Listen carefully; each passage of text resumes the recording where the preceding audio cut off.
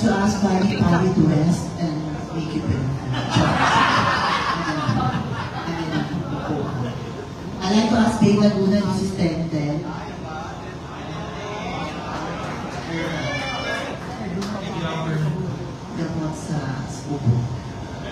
Hi, Dave Laguna. The question is, a great man talks about masculinity, and if you have that superpower to change this world to a better place, especially the war right now, what are you going to do and why? Sir, can you repeat the question? Do you have that superpower to change this world to a better place, especially the war today? What is that superpower that you are going to do with it and why? Siguro po yung isang power na gusto ko mag-create during in our war or in our crisis, what's happening in that world is yung mindset ko o yung pag-iisip ko ng mga tao na hindi matatapos yung gera nito. Dahil kung ang bawat leader ng bawat bansa ay pagtutulungan at pag-unawaan, makakamtan to ng bawat isa. At yung mga nasasakupan sa bansa ay hindi na dapat nagkakagulo. Bagkus dapat po ay nagkakalawaan tayo. Wala pong magiging malalang o hindi lalalang crisis sa bansa o sa buong mundo. Maraming salamat.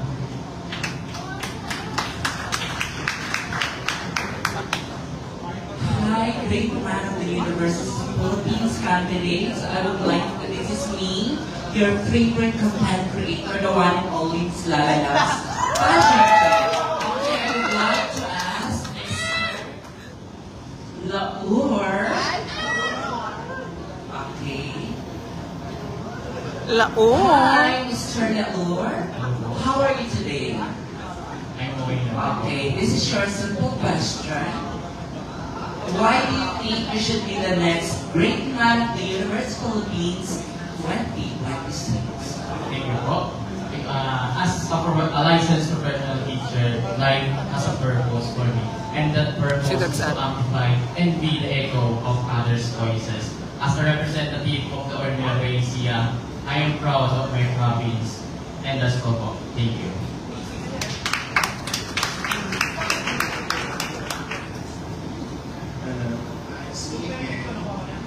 Let's have a improvement, please.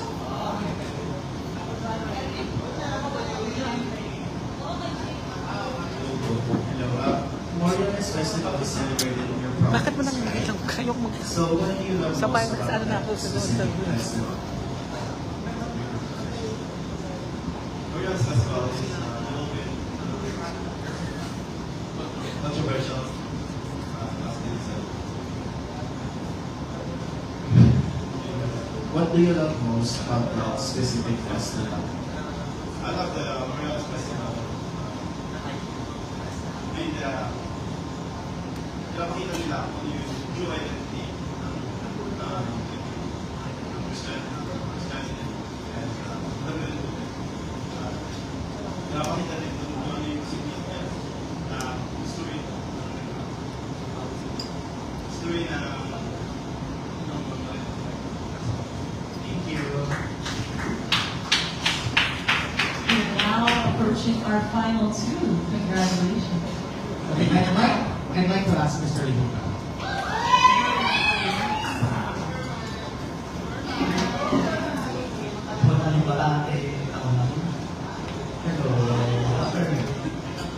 Take na, Arvin. Arvin, take mo yan. Since we are But- here, What is it? we're getting to know you. Can you give me like 3 to 5 facts? I'm Jeremy Duman. My belief and facts is that I am more on may po ako mag-perform and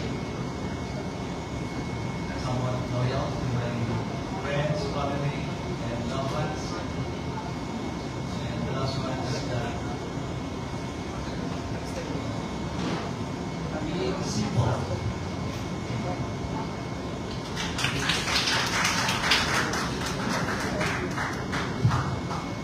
Yeah, before we actually go to Oriental Mentor, I'd like to direct a question to Ms. Shandy. Hi. Hi, Ms. Shandy. single for 15 years now. And I'm looking for a boyfriend actually. Alright, my simple question for you is, what keeps you motivated and making sure that this pageant is going year after year? Actually, as ang depression ng lahat, so it's very expensive. Lahat nahihirapan mag-pageant. Lahat nahihirapan pumunta ng Manila kasi ang mahal-mahal ng airfare. The reason kung bakit may pageant pa rin kasi marami kasi mga kagaya sa kanila na nangangarap maging isang artista, maging isang attendant, maging isang reporter, maging isang actor, you know, because pageantry gives us always the platform para makilala, di ba? Sometimes kasi mga artista na nagaling sa pageantry, yung mga beauty queens na mga, for example, we have mga millionaires na, mga beauty queens, pero tayo mga beauty queens na mga politicians, di ba, na so far, matulungan nila yung ating government ngayon, lalo sa crisis na hinaharap natin ngayon. So, ginagawa natin itong pageant na ito dahil maraming mga kagaya sa kanila na nangangarap, makilala, and makatulong sa kanilang pamilya. Okay, so, lalo-lalo yung next year ng Great One Release 2027, abangan niyo po kasi times 10 kung napasabog yung magiging excel. Okay? So, we're going to announce it later. So, yung mga media natin dito na umabot ng, I'm not sure kung 50 plus yun na dito, because it's in my list, 57 tama, 57.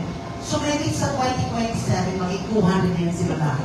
Okay, so everybody's always open. Hindi kami magmamaganda lahat, small entity, hindi kilala whatsoever as long as you are pageant lover, pageant enthusiast. Nag-uumpisa pa lang sa content creator o content creation, etc. Lahat ay welcome sa Great Manila Universe Philippines and Great Manila Universe. Okay? So thank you so much for supporting and for being so nice to them kasi alam niyo naman, 90% sa kanila kasi first timer. So I'm so happy sa meeting natin ngayon na very nice to them. So congratulations boys, thank you so much for a very impressive performance and thank you so much sa meeting natin. Pwede mo mag-follow up siya? Go. May mga dates na papayang na bibigyan namin. Okay, actually gusto ko lang talaga magkaroon ng dates for our final competition. The problem is, inaantay namin kung kailan bababa yung presyo ng airfare ng Luzon, ng Visayas and Mindanao. So, the reason na bakit first batch na muna, because yung nandito sila yung nakaka-afford, then lumipat. Like si Palawan, 20,000 pesos yung binahin mo. Si Negros, 14 something. One way lang yun ha. So, alam mo yun, ako naman, hindi mo, hindi, kailangan pumunta kayo dito. That was Shandy before. Dahil hindi na. So, naiintindihan ko na sila. Naiintindihan ko yung mga problema nila. Eh, yun ang kailangan natin, di ba? So, hindi dahil napupustpone, namumove, because we need to consider also yung mga nag-join. Yung great man kasi, 80% ng mga sumasali sa atin, hindi talaga yun.